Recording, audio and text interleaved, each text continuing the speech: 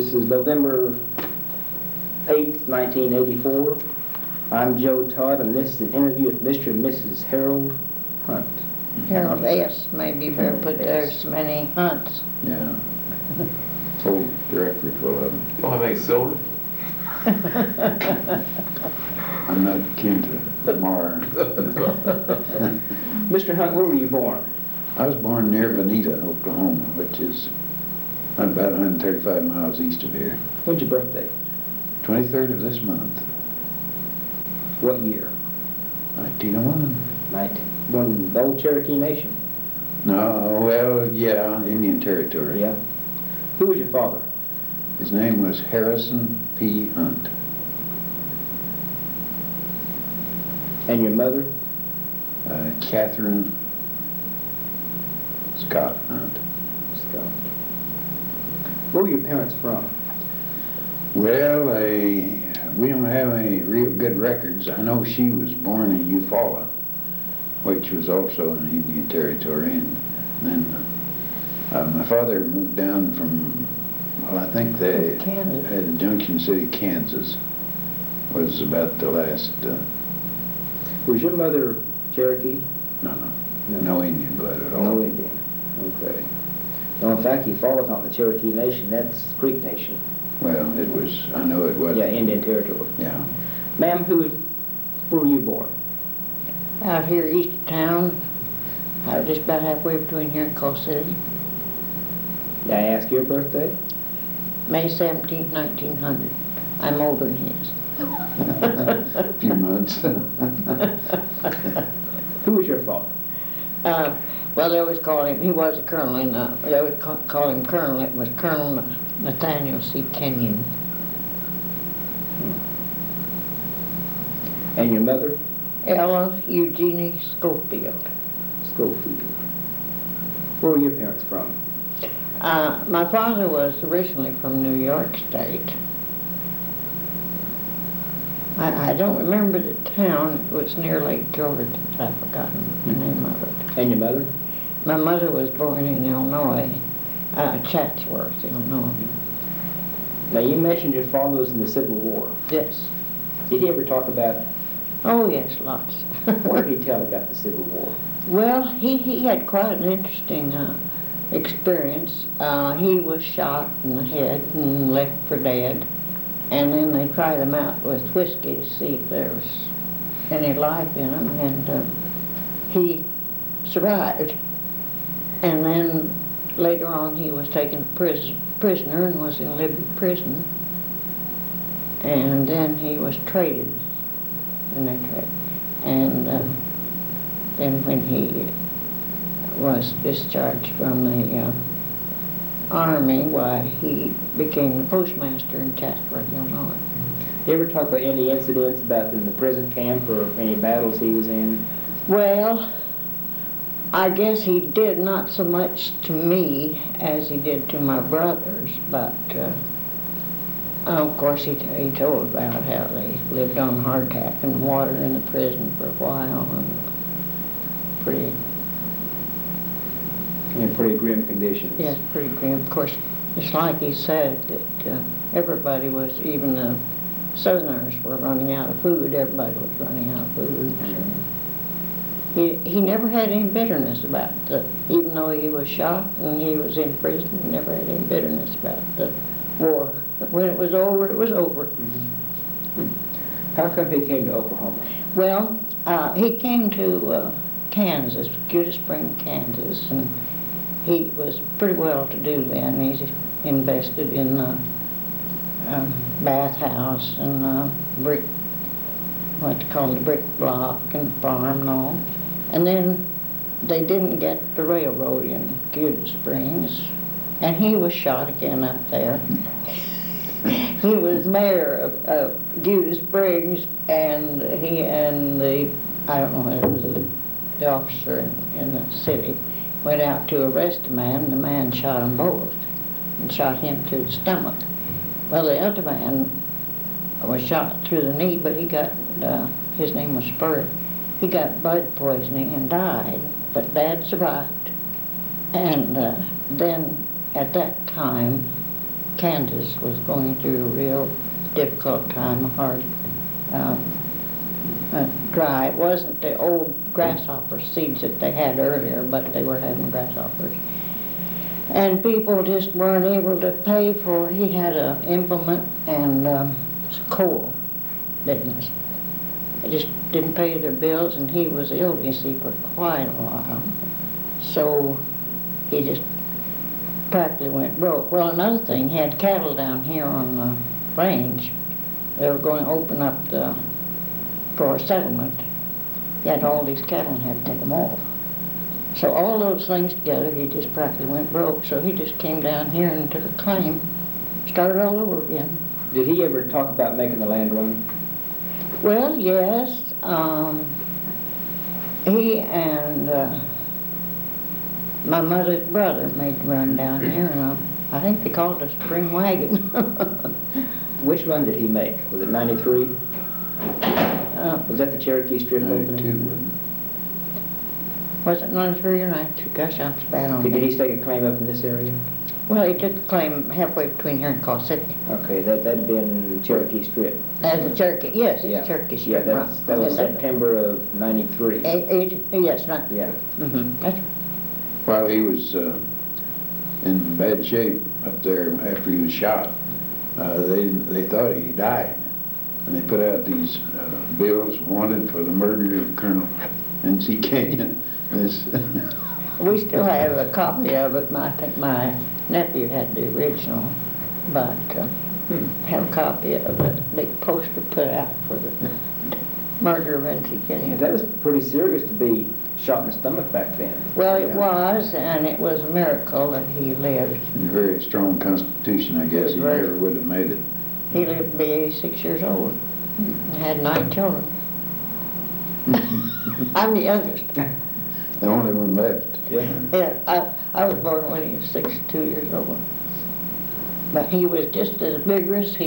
When I remember him, and he rode horseback, and he was member of the school board and township trustee, and he was just as vigorous as he could be. When I was in school, he was still very vigorous. He just one of these strong people. Yep. Now, did your father farm when he came down here? Yes, yes he did. Now, sir, was your father a farmer also? Or? Not since I was about 2 years old. That was a long time ago. They moved into town, and he was employed in the refinery there. And that's why he came to Ponca City in There in Vinita? 1918. Pardon? The refinery in Vinita? Yes, they had a small one there. And then he came over here, and I had 17, I guess, and we moved here in 1918 and been here ever since. Would you tell me what kind of chores you all did as children around the house? Well, I did everything, I think. I delivered papers before and after school, both.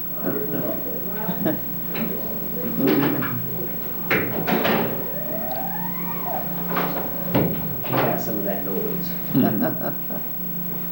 Now, you say you delivered newspapers? Yeah, out-of-town papers in the morning and local papers in the afternoon, after school. How old were you at that time? Oh, in my teens. I was 17 when we came here, and I didn't do that after we came here, so that was in Vinita. So how did you deliver the newspapers? On foot, on bicycle? Bicycle. On bicycle. What did you do around the farm? Oh, and we did everything. I milked cows, and I gathered up the eggs, and, picked fruit when we had a big orchard and big vegetable gardens. Dad was a great gardener. And, oh heavens, there were just, we just had all kinds of work to do. Pick chickens, fry the chickens and all that sort of. All summer long we just worked real hard, and in the winter, of course, I went to school and walked. Well, we didn't always walk, we had ponies. But the school was about 2.5 miles from home. Part of the time we walked and part of the time we rode the ponies. How big was the school?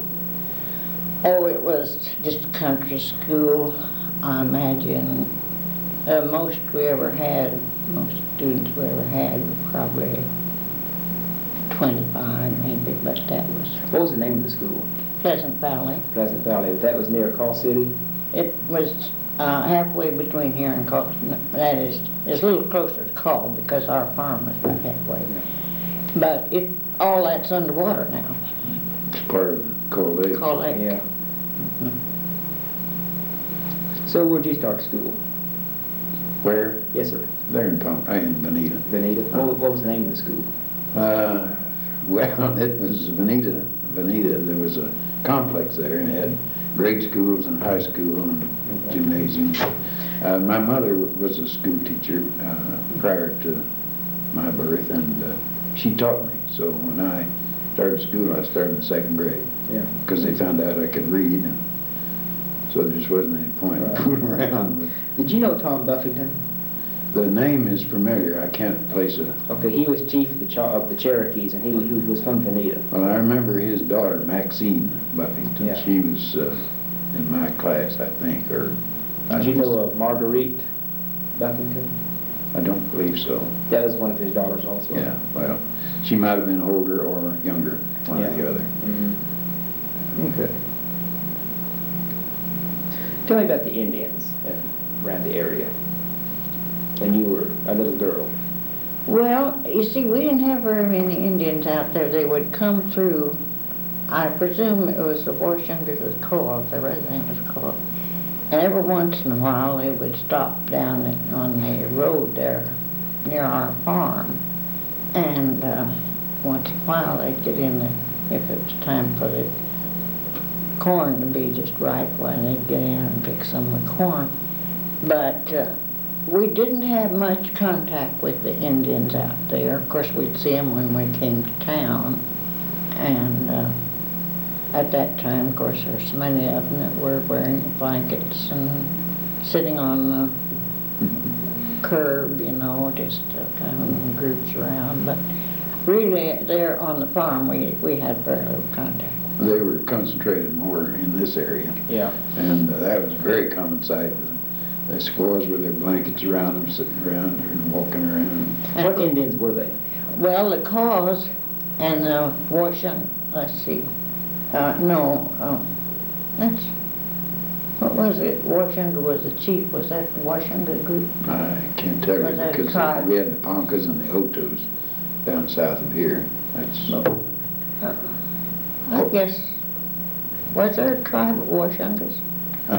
Now there was, the Osage. Well, of course, Osage, maybe that's what it was, but they were a little bit, the Caws were poorer, and they used to come to, with their kind of poor ponies and all, coming over to Ponca City from Call City. But I know this Chief Washunga, but I don't believe this tribe was called the Washington tribe. I believe it must have been the Osage. Mm-hmm. I'm not sure about that, so I'd better not say. that cemetery, Washunga Cemetery, was up north of Call City, and they had to move it. It's like to move the town of Call City. Mm-hmm. Do either of you remember when the soldiers were gathering to go down to chase Pancho Villa, 1916? Never came in contact with any of that. How about World War I? Well, I was just a little young to be drafted, but they kept widening the brackets on the age groups, and if they'd had one more draft, it'd got my dad and me both. You say your dad worked in the refinery. How did World War I affect the refinery here at Ponca City? Well, we were, well, I guess 1918 was just about the wind-up of World War I, and that's when we came here, so it wouldn't have had any effect primarily on the refinery here. That little refinery over in Vinita, I think, finally closed up, Mm-hmm. and that's probably why he had to leave. Yeah.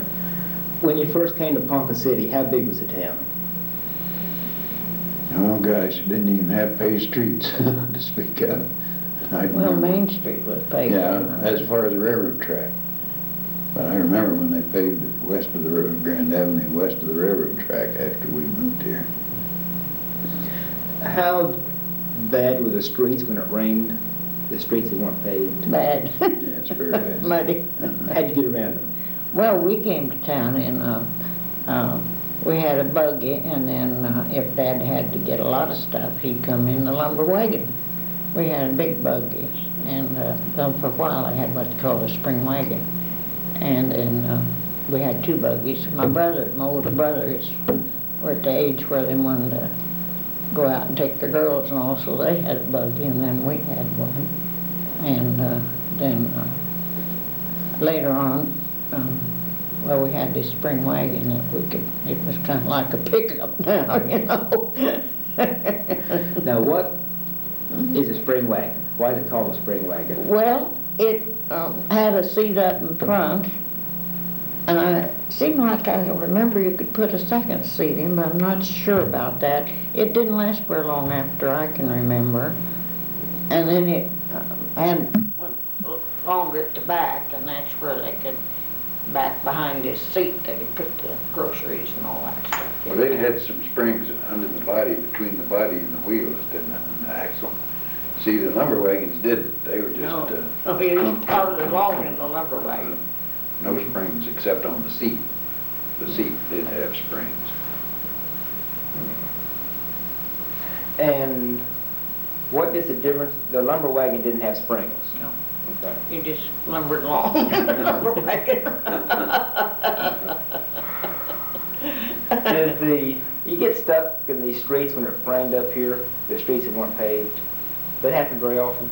Well, we didn't get stuck that I ever remember, of course. Because the horses could pull it The out. horses always pulled it out. After we got a car, we didn't get stuck in town, but we got stuck plenty of places out in the country. How'd you walk across the streets when they were muddy? Just plow right on through. Nobody paid much attention to the mud because it was there and you had to go. I wore overshoes whenever it was snowy or bad, because I came to town to take music lessons.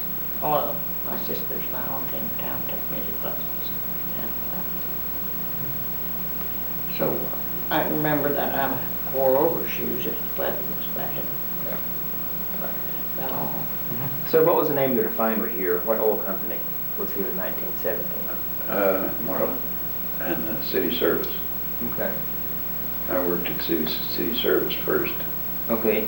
What was your first job there at the refinery? cleaning stills, digging ditches and stuff like that. Yeah. That was well, if you recall, in 1918 we had a flu epidemic all over the country, and schools and churches and everything were closed down. So I worked down my father was employed down there, and so I got a job in the yard, and we did all the menial tasks, and go into these stills. And what's a still? It's a distilling deal for the oil, and they were in continuous stills, what they call them, and they had fires under them. Well, they shut one of them down, and they'd take the end plate off and the top plate off and put a steam jet up on the top to try to draw some air in there, and then we'd wear shoes with wooden soles about that thick because it's hot, and you could only stay in there just a few minutes or you'd be overcome with the heat. But you jimmy that coke out, at the bottom, and then shovel it out. It was a real lot of fun. Did a good job in the wintertime. Yeah. And then they help the acid burner some too, and you get cold holes in your clothes from that acid. They use it. I don't know how. Well, it's acid used in the process some way. And What kind of acid was it? I can't tell you. It may have been sulfuric. Yeah. But I was at that time. I was just working there. I didn't. Now, what did they use the acid for? It had something to do with the refining process. I can't tell you what. And how long did you work for city service? Oh, just until school started again, and it was probably just a couple of months at the most. How old were you? I was about 17. 17. I think I was a senior in high school. Because I was a senior in high school when we came here. And then after graduation in the following spring, I worked down there for a couple of weeks or so. I had my application in the office at Marlin, and they called me over there. And so that job lasted 47 years and 5 months. What was your first job with Marlin? Stenographer. Stenographer? I went to business college then and later on became an accountant. What school did you go to?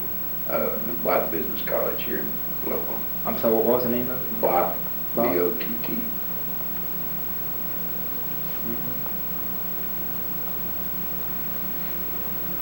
And what did you study there?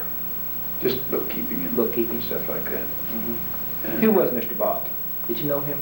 Well, I just dimly remember him. He was, of course, the head and one of the teachers in the business college. I also took a correspondence course in higher accountancy. I never did finish it, but I got a lot of good stuff out of it. That's a pretty rough goal to try to work something out for yourself. Is that Bott school still going? No.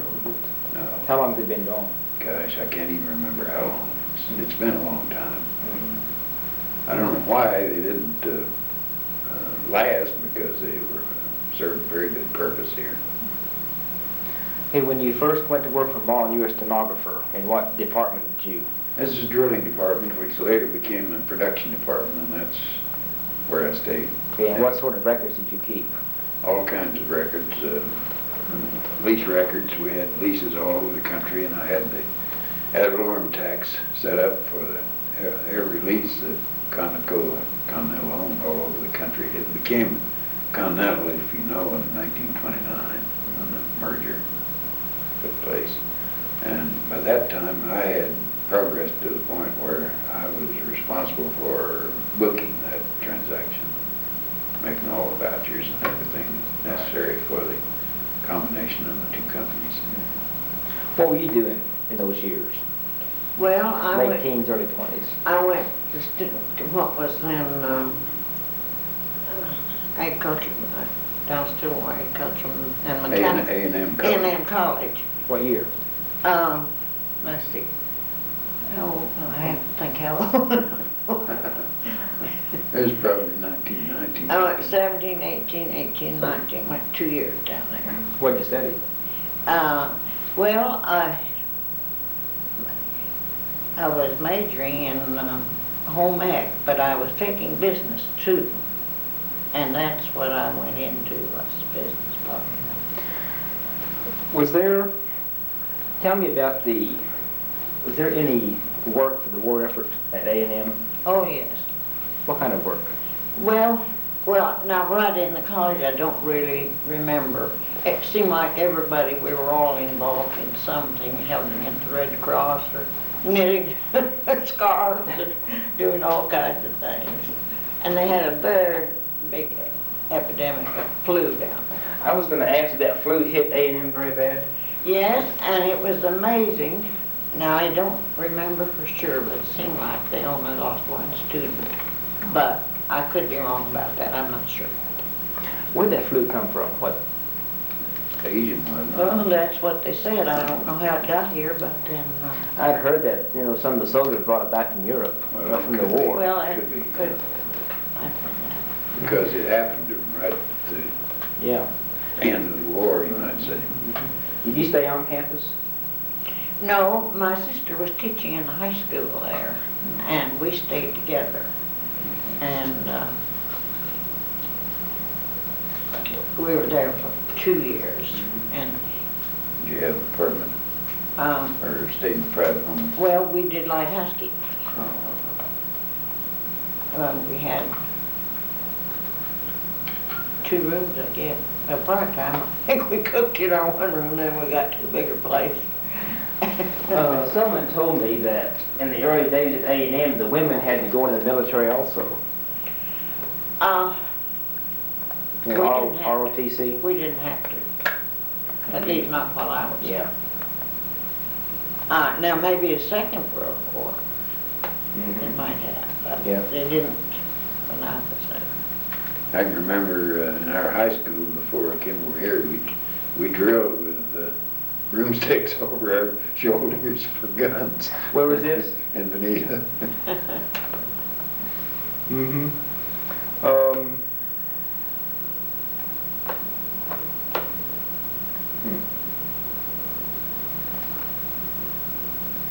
You went to A&M 2 years. And then, well, while I was down there, I got a job working in an abstract office downtown. I don't remember the name of it. So the summer after I was there 2 years, when I came home, Dad did quite a bit of business with the all-by-time investment company up at Newkirk. And a friend of mine worked there, so she said, would you like to come up there? She knew I had taken this business course along with my college work. And she said, would you like to come up and work up there? And I said, oh, yes, I would this summer. And so C.A. Johnson was then president of the company up there, and he said, asked Dad if his daughter would like to come up there and work. And so Dad said, well, he probably would. So I went up there and went to work, and I didn't go back to college because I liked that so much. And I was working up there, and my sister had been teaching. She graduated from A&M College. And when I was there about 6 months, I got more money than she did teaching. So It's still that way, I think. no, I decided I was going to stay with the business, not go back to college. Where'd you all meet? There at the Oh, Marlin Company. Yeah. See, after I was up there, well, my parents were still living out there on the farm. They were getting old and needed quite a bit of attention. And I was the only one of the kids left that was closer. So I wanted to come down here and be closer to them and try to get them moved to town, which I finally did. So I put in an application for the Marlin Company and came down and went to work in the insurance department. And she became chief clerk of the insurance department in the office, you know. I got my typing and shorthand in high school. When did y'all get married? April the 12th, 1924.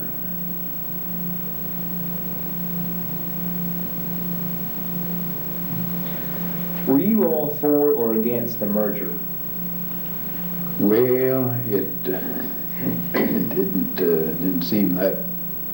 We did feel like maybe that we were losing something, but they kept telling us that the only reason they took the Continental name was because the company was expanding and they needed a more less local type of name, you see, and so we accepted it gracefully.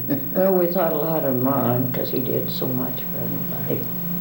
And hated to see him have to go out. I heard that J.P. Morgan Forced him. Yeah, forced him. he got into him through loaning him a lot of money, millions of dollars, and that's a pretty good lever. What about Mr. Wentz? Well, he was the kind that did a lot of good and didn't get much publicity out of it. How did he get his start? Oh, I think up here in the Mervine field, I'm not sure about that. What was the name of his oil company? Wentz Oil Company. Wentz Oil? Yeah. Is it still around? They didn't have a refinery, and I don't know whether they had any distribution system, but they were an oil company and probably just developing drilling. Did either of you know Mr. Marlin? Just very casually. Just met him. We were in the old riding club that they had out here, and he used to... He entertained in the mansion here for us. And, What kind of man was he? very friendly. Of course, he kept his distance, you might say, but just what you might expect for a man as accomplished as he was. He was most generous. Oh, yeah, very. What did he do for Ponca City? Well, let's say some of the things he didn't do. Now, that'd be a short list.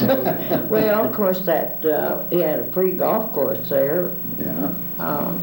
Where Right north of the present, his home was the present cultural center on Grand, and it was that block area clear to Highland, right north of there, between 10th and 14th. That's where I started playing golf. An old 9-hole course with sand greens. Did you all attend the unveiling of the Pioneer Woman? I know. For some reason we weren't Well, able to attend. but I was expecting, it was real hot weather, and I was expecting Scott then, I just wasn't able to go. That must have been in about 1930 then, because that's It when was our all- son was born. Yes. And Will Rogers, we knew, of course, came and officiated there and did a lot of whatever to be done with the dedication of a thing like that. So we didn't try to go out, it was just so hot and I was too miserable. What was Mr. Marlin's plan for the Pioneer Woman? Why did he have the statue created? Well, it was just to honor the pioneer women that came down here and went through the hardships of settling in this part of the country. He just always had a desire to do things for the city and people. Now, like he had that riding club out there, and for a while, until he began to get a little bit hard up financially, would go out there and ride horses for free. Yeah, and tack with saddles and everything. Of course, you had to furnish your own personal gear, riding clothes, boots, and whatever. But in the beginning, we didn't have too much of that, of the equipment. And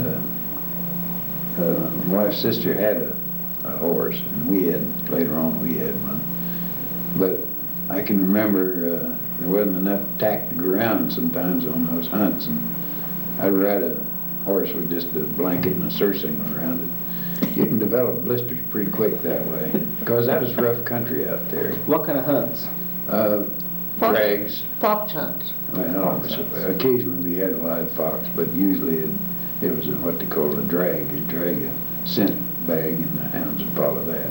We also rode what they call treasure hunts. We'd follow a trail of scrap paper, and then there'd be some sort of a trophy at the end. Neither one of us remember What the trophy was, because we didn't get it.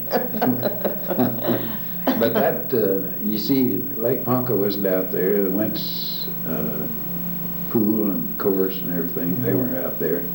And in riding through that country, of course, they'd, on those treasure hunts, at least, they'd make sure they went through pretty rough country. And you had to go down a ravine like that and then about straight up on the other side and hanging onto that horse for dear life. And that's the way the blisters formed, is all that friction. What years were these, the treasure hunts and fox hunts? That had been 22, 23. Yeah, it was after, no, it was a little later than that. Well, was it after we were married? Yes. I guess probably was. Lucille stayed, that's my sister, stayed with us, and she had a horse. That's Yeah. what got us started. She used to ask me to go out and ride a horse. Of course, we had horses on the farm and rode a lot out there. So after she got her horse, she'd ask me to come out and ride her I don't know horse. whether you saw that picture or not. That's me jumping the sister-in-law's horse over the panel. See, in riding those to the hounds, you couldn't just go right straight across country. The horses wouldn't jump barbed wire fence because it didn't present any obstacle to them. That fly is real. I know. Well, it'd been too dangerous anyway. Yeah, but so the whole country out in the northeast was paneled. There'd be wooden panels set in the fences, and the hounds, of course, would go right through the barbed wire fence, and then you'd ride along the fence road and you came to a panel. You'd jump it, and then you'd come back and catch the hounds. Or they were ahead of you. Yeah. Well, How do you organize a fox hunt? That was all up to Major Henderson. He was master of the hounds, Okay, what do you do in a fox hunt? you Well, ride. we'd gather out there. They'd say, well, we're going to start at a certain time this morning. Yeah. And we just gather out there on our horses, go get our horses out of the stables and be there whenever they said we should be there. And then Major Henderson would start out. He was master of the hounds. And sometimes they'd have a bugle, and sometimes they wouldn't. And then the hounds would start after him. And then the master of the field would wait until the hounds and the master of the hounds were far enough ahead. And then he'd start out, and then the rest of us would follow the master of the field. When the hounds picked up the scent, well, then they just yap, yap, yap, yap, you know, and just take off right at her. What kind of dogs did you have? What kind of hounds? Beagles and Well, they were the that's for the rabbits. they were the rabbit hunters, Yeah. the beagles. And I don't know what the others were. Well, the foxhounds, that's all I yeah, know. they were a short-haired dog.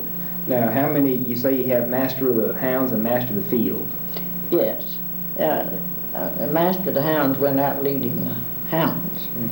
And then the master of the field had to stay back and wait until Keep some of the guys from running up on the hounds. And the worst awful experience. One time, Walter Miller was usually master of the field. He got there in time. He had some He was nice- vice president in the oil company. He had some very nice big horses, but they were hard handled. But because I had ridden quite a bit, when they needed someone to exercise his horses, they'd ask me to come out and exercise them. And so one time he wasn't there, so Major Henderson asked me if I wouldn't be master of the field and until Walter Miller could get there, he was going to come out. Well, I had this horse was so strong. And we rode for about a mile and a half, and I was holding this horse back every jump to keep him from running away. And here came Walter Miller on his horse, Dusty Miller, that I liked to ride because it's easy to handle. So I told him my arms were giving out from holding old Hotspur. And he said, well, I'll trade horses with you. Well, we traded horses, but we didn't trade stirrups. Well, here I was sitting up here, I couldn't reach the stirrups, and he was a great big fellow, and he was crammed up on his other horse. And it was so easy to slip those off. The stirrups slipped off as a safety feature, you know. You could just slip them off and change the to the saddle.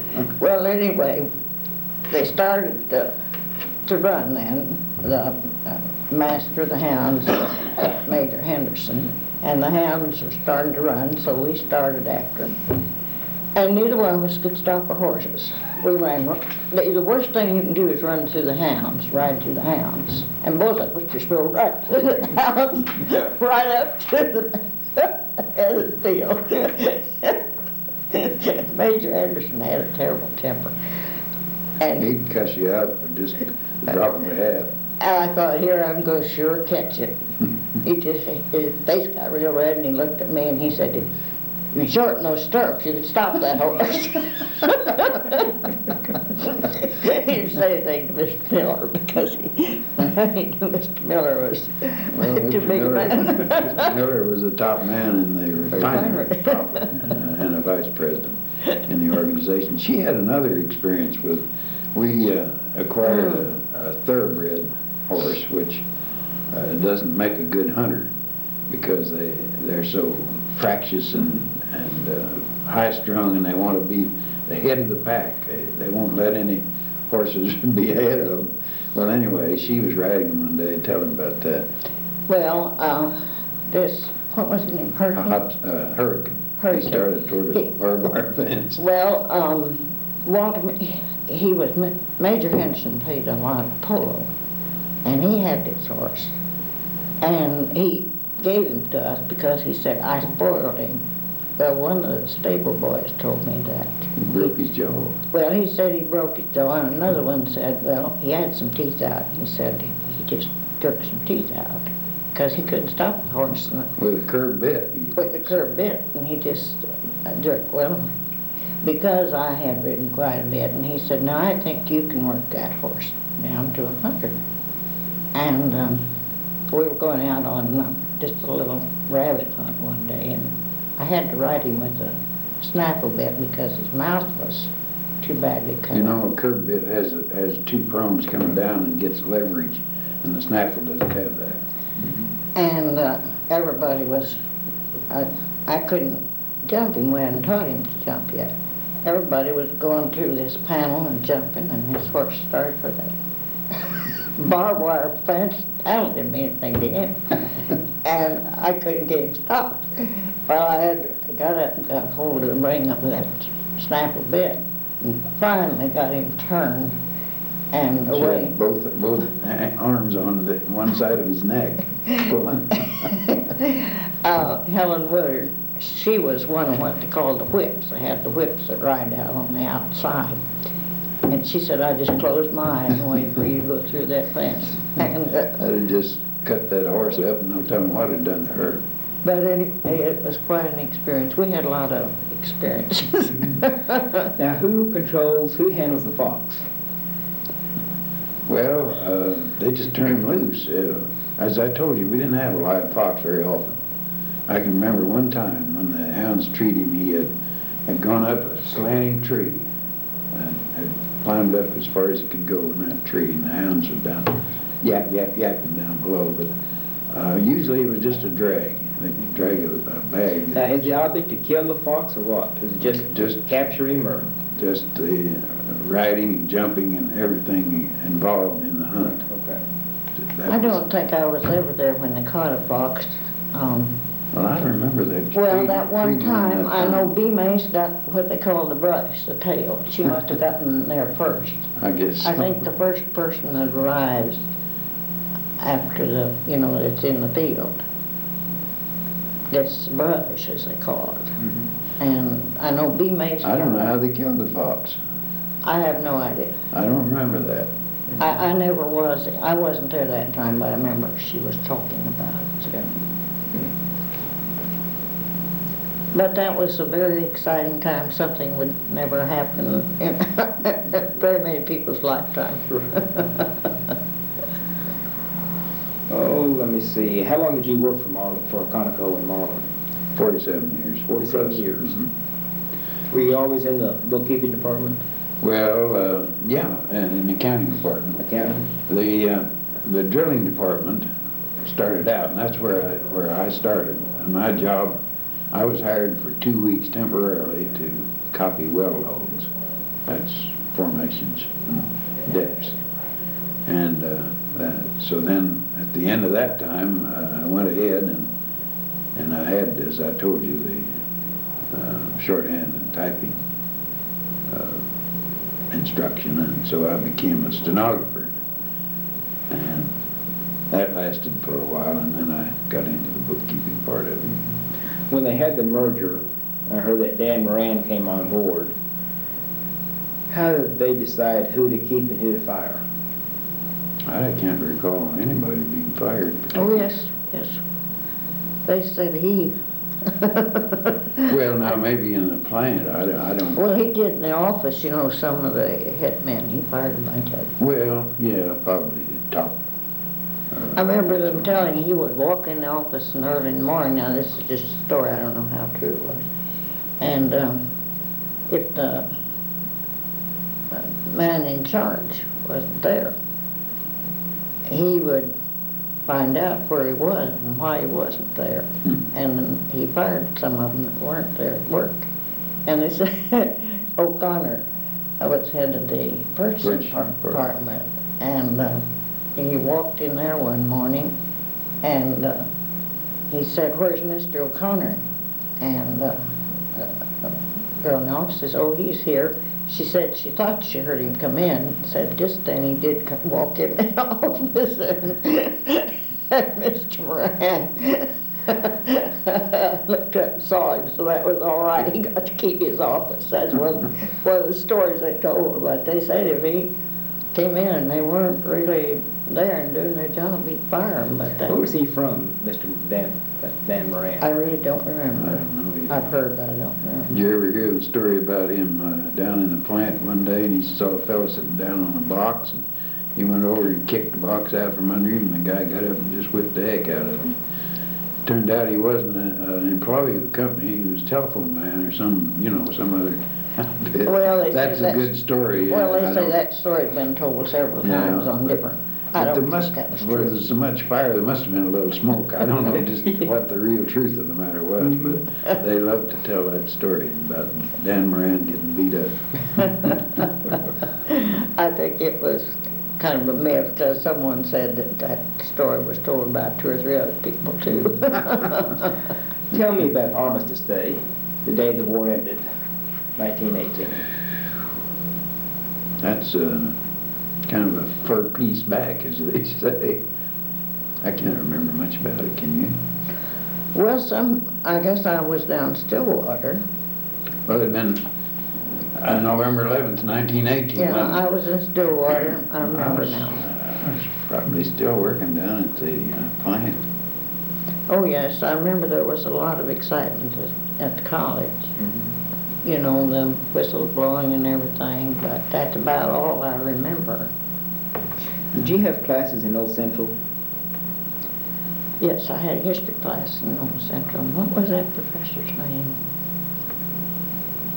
Gosh, I haven't thought about it so long. Can't remember. He was there for some, seemed like it was Caldwell, Professor Caldwell. I'm not positive about that, but that's one class I can remember having in Old Central. Was it in the basement, first floor, or where'd you have your We class? went up, I think it's Old Central, I remember going up those steps, upstairs. Seemed like that was the building, but it's kind of hazy. But I believe seemed like we went in and went upstairs in Old Central. You remember how the room was decorated, or what the No. inside of the room looked like? No, I don't know. I was back down there, later on. My niece's husband's a professor down there. And, you know, they'd made kind of a, not exactly a memorial, I don't know what. It's a museum now. And we went up, and I kind of had that confused, so I don't really remember. Yeah. Going back to this hunting business, have you been out in the east part of the city? You know where Pecan is, for instance? Yeah. North and south, Okay. and Hartford. Yes, sir. Well, just east of there, about equidistant from Pecan and Hartford, there's a farmhouse sitting over there. It's south of that new development up in north. That is the farmhouse where the stables were. That house is still sitting there. Okay. And that's where we used to have our breakfast. Okay, now did Marlin sponsor these hunts? Oh, yes, definitely. Was that part of his estate at that It time? was, well, yes, he must have owned it because, well, of course, he didn't own all the area out, but he had an agreement with the farmers that panel their fences, you see, and so we could drive miles and miles and miles over northeast there. Where we live on Canterbury, just south of there, and that was a wheat field then. But that ranch house is still there, that was the stables? Well, it's just a big old farmhouse. Yeah, Is that where that was Marlin stables then? Well, the Yeah. stables some of them were there. Marlin's estate had a stable too, up here. We're in, Yeah. up here north. Well, that's where they kept their riding horses. Well, yes, that's where Personal riding George horses. and what's his sister's name? She still lives back in there, Lida. Lyda kept their horses. Okay. Have you seen her, Miss Marlin? No. She lives over here, you know. Do you know her? Not personally, no. She used to come out once in a while with him. I don't think she cared much about riding, but he did. He had a big old gaited horse. He couldn't go on the hunts except to go around because gaited horses don't jump. But she would had come a out. beautiful figure on the horse. Oh, She was yes, pretty. she's very pretty. Have you seen a painting in the Cultural Center in the East, in the West Wall? You ought to look at that. Yeah. That's a huge painting, as big as the end of the room here, showing the writers. We weren't in it, but Yeah. it was mostly the vice presidents, and he had a lot of those. And they're ladies, you know. How come Mrs. Marlin is almost a recluse? Any reason for that? Or? Well, nobody seems to know exactly. Someone asked her if she wasn't, you know, lonesome, didn't want someone there. She said the only person she really wanted was Mr. Marlin. And after his death, why, that's... She has very bad teeth, and when you see her in the grocery store and places, she usually holds a scarf up in front of her mouth. It's pathetic, very pathetic. She's very poorly dressed. People have tried to help her, friends have tried to help her, but she didn't want it.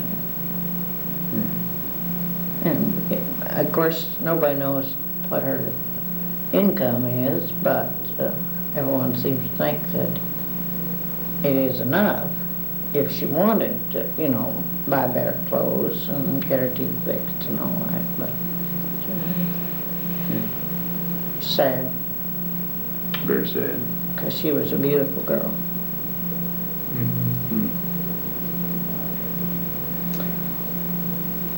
Well, Have we told you about all we... I'm trying to think what else we can talk about. Oh, World War II. How did World War II affect Conoco in the production here? Well, I wasn't there then, of course, I had quit work. Yeah, well, of course, I wasn't in contact with the refinery at all. My whole contact was with the field operations and the bookwork involved in that endeavor. So I don't really know. Did a lot of women come into work when the men went off to war? Yeah. Rosie the Riveter Yeah. and her ilk. Yeah, there was quite a few women worked in even in the plant, you know. What about out in the field in production? Well, I don't know about that. Yeah. Of course, I didn't go in the field.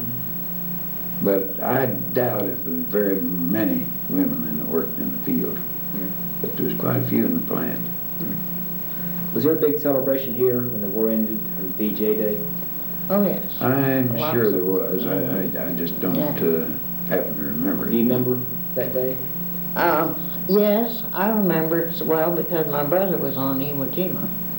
And to me it was pretty emotional. But, you know, there was just a lot of, you could hear all the sirens and the bells ringing, all that sort of thing. We didn't go downtown, but I'm sure there was a lot of celebrating downtown. Yeah, parade, whatever. I just don't remember. I was going to ask, tell me about some of your childhood Christmases when you were kids. Well, ours were, right now they'd think they were very simple. But we were a big family and we had lots of fun. Of course, we raised turkeys and geese and ducks, and we always had big dinners. And see, when I was born, my oldest brother was in college down at A&M. And so at that time we were all there, but I don't remember that until I was about 3 years old. He graduated when I was 3 years old. And so then if we could get all the family together, of course, he went to South America pretty soon after he graduated. He went to New York, Schenectady, New York with a General Electric Company, and then he went down to South America. So we didn't all get together very often, but it was just a big celebration of everybody being there, and we didn't spend a lot. We didn't have much to spend because Dad had all these kids going to college and everything, and It wasn't quite as expensive as it is now, but and we made most of our presents. I was going to say, what kind of toys did you have? Well, we had a lot of games. Of course, I always got a doll, and we got we played flinch and chess and checkers, and we usually have the games pretty well worn out by Christmas, and they give us new games. And then, of course, there were just special Christmases, like when my brother got his red wagon, and we get the big things like that, you know. And we'd always hang up our big long black stockings. We didn't have a Christmas tree. Dad he wouldn't let us put up a Christmas tree on account of, he said the candles were too dangerous. Mm-hmm. Didn't have electricity. Of course, we had coal oil lamps. Mm-hmm. And mainly it was just a big celebration, getting together and having a great big dinner and lots of food. And then sometimes there was a family who lived north of us. They had 6 children, and there were 8 in our family. And I said my father had 9. Well, my one sister died as a baby, the first one that was born after they moved down here. So it was just mainly just getting together and just enjoying a lot of food. And the gifts were, of course, they were important in a way. Getting a new doll was very important. But heavens, we didn't have the stuff the kids have now. Just no comparison. What about your? I can remember I was 8 years old before I wasn't an only child, and I can remember you'd get up in the morning and there'd be, I don't recall definitely, I don't think we had a tree either, but we had a table with spreading gifts on that, football and various sundry things. It didn't leave just an indelible mark on my memory. It was enjoyable. What was the big holiday of the year? The big what? The big celebration of the year, the big holiday. Christmas for us. Christmas, Yeah. Always. Mm-hmm. I presume that would be the... Mm-hmm. And we celebrated 4th of July quite a bit. Okay, what did you do on the 4th of July? Had a picnic. You shot firecrackers too, didn't you? Oh, yes. This brother of mine, he was, we just worked so hard and earned money and spend every cent of it on firecrackers and torpedoes and everything he could buy. And then we'd always make a big freezer full of ice cream, and then quite often, as a rule, there was some kind of a neighborhood picnic. You should have been here and drive down Grand Avenue before they had laws against fireworks in town. Oh. You drive down Grand Avenue and they throw these big firecrackers in your car. Very dangerous. Yeah. Well,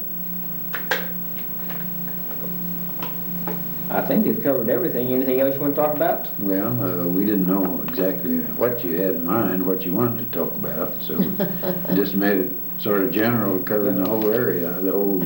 Well, I think it's pretty good. Well, I want to thank you all. Well, we appreciate your being interested in it. I said I didn't know whether we had anything of any outstanding interest or not. We just lived. just a couple of old people living on Social Security. Oh, no, we're not. No, that's a good story anyway. Good. Thank you.